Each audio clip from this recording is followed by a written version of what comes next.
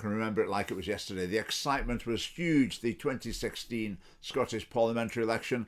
In a lot of Christian circles, the mood was jubilant. 5 evangelical Christians have been elected to the parliament. Just wait and see what's going to happen now. This is the breakthrough we've been working for. Just wait to see the influence they have in the parliament.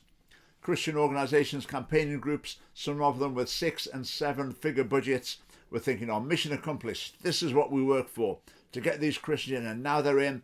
We're going to work with them and cooperate with them. This is going to be amazing. Just watch how this is going to work out. Well, let's see how it did work out. Number 1, Gordon Lindhurst, Conservative. I never heard him say anything about defending the child in the womb, the critical issue of our day.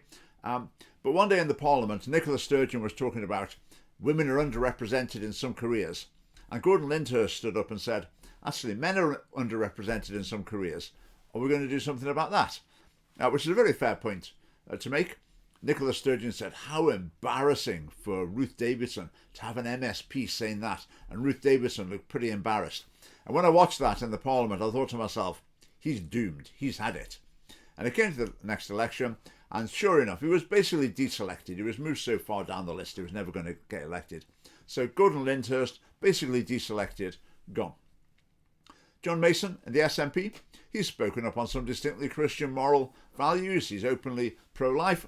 He was expelled from the SNP for being insufficiently anti-Israel and is retiring at the next election.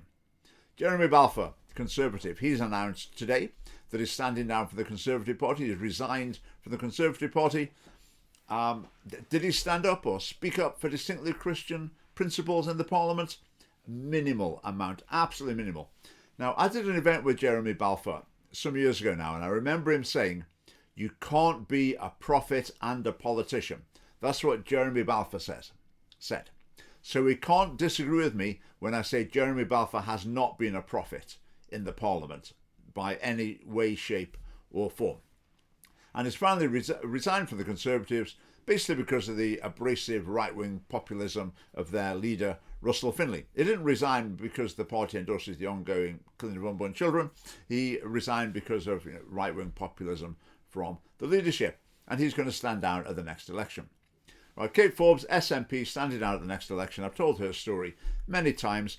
First few years as an MSP, she said virtually nothing from a distinctly Christian perspective.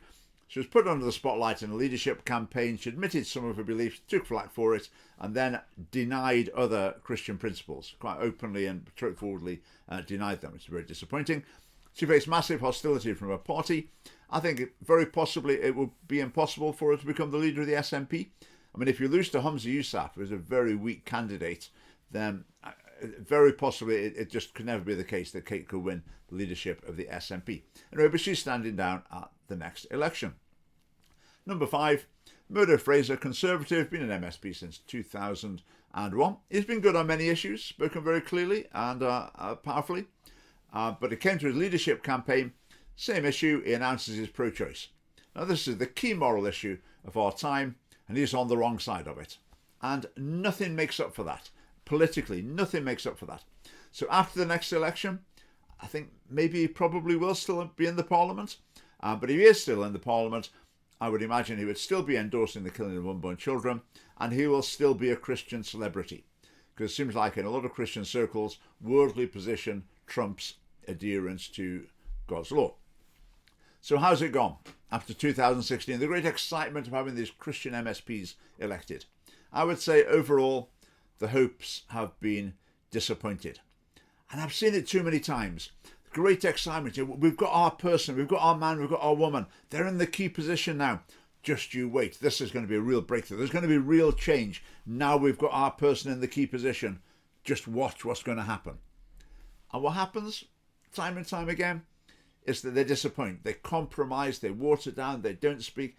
And I think these 5 politicians have made little difference to the parties they're in, or their policies, or to public opinion. That's why it's time to try something new. So basically my message is it's time to give up on the main parties, to concentrate on voting for and electing people who share our values. That's what the Scottish Family Party is all about. So instead of getting elected by covering up what you really believe and then having to keep quiet about it when you're elected, getting elected with nothing to hide, then when you're elected, being on the front foot, promoting and persuading about these vital principles.